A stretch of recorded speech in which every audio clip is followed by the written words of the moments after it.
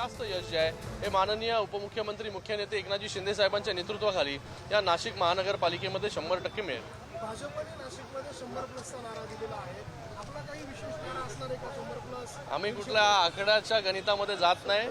मला वाटतं नाशिक महानगरपालिकेमध्ये शिवसेनेची सत्ता जी आहे ही 100% या ठिकाणी येणार आहे आणि शिवसेनेचाच महापौर जो आहे तो या नाशिक महानगरपालिकेमध्ये बसेल। आपला महत्त्वाचा मुद्दा कोणता राहणार आहे निवडणुकीमध्ये? बघा, नेहमी शिवसेना जी आहे डेव्हलपमेंट ओरिएंटेड विकासाच्या राजकारण जे आहे ते करत आलेली आहे। शिंदे साहेब जेव्हा मुख्यमंत्री होते तेव्हा देखील सगळ्यात जास्त काम जर कधी झालं असेल तर त्यांच्या कार्यकाळामध्ये झालं। सगळ्यात जास्त निधी जर कधी मिळाला असेल तर तो त्यांच्या कार्यकाळामध्ये मिळाला। 3 वर्षाच्या कालावधीमध्ये 2.5-3 वर्षाच्या कालावधीमध्ये पूर्ण महाराष्ट्रामध्ये इतक्या मोठ्या प्रमाणामध्ये नवीन योजना आणण्याचं काम जे आहे शिंदे साहेबांच्या नेतृत्वाखाली झालं। मॅक्झिमम पॉलिसी अमेंडमेंट्स करण्याचं काम हे शिंदे साहेबांच्या नेतृत्वाखाली झालं।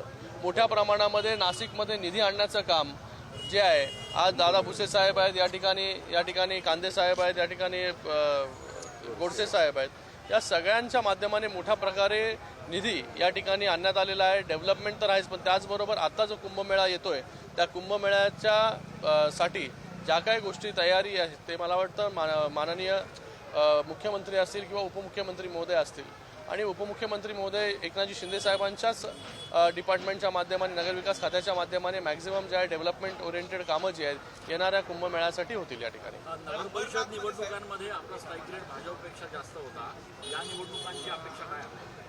तेच तुम्हाला म्हणालो, नगरपालिकेच्या निवडणुकीमध्ये सर्वात चांगला स्ट्राईक रेट हा शिवसेनेचा राहिलेला आहे। या महानगरपालिकेमध्ये त्याच्यापेक्षा चांगला स्ट्राईक रेट जो आहे अजून चांगला, कारण की आपण पाहिलं लोकसभा पाहिली, विधानसभा पाहिली, आता नगरपालिका पाहिली। या नगर परिषदेमध्ये पूर्ण महाराष्ट्रामध्ये 64 जागेवरती जे आहे हे शिवसेनेचा महापौर जो आहे हा नगराध्यक्ष जो आहे हा त्या ठिकाणी बसलेला आहे।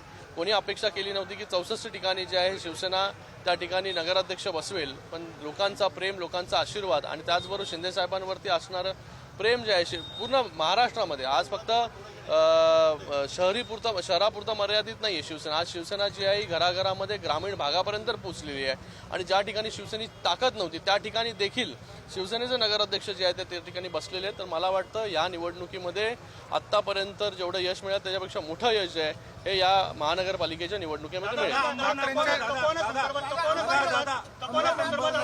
भाजपने काँग्रेस सोबत युती केलेली आहे, नेमकं काय घडतंय? बघा, मला वाटतं अकोटमध्ये भाजप आणि MIM सोबत असेल किंवा अंबरनाथमध्ये काँग्रेस सोबत असेल, हा सर्वस्वी प्रश्न जो आहे हा भारतीय जनता पार्टीचा आहे। तुम्ही हा प्रश्न जर त्यांच्या नेत्यांना विचारला तर ते चांगल्या प्रकारे त्याचं विस्तृत स्वरूपामध्ये जे आहे हे उत्तर हे देऊ शकतील।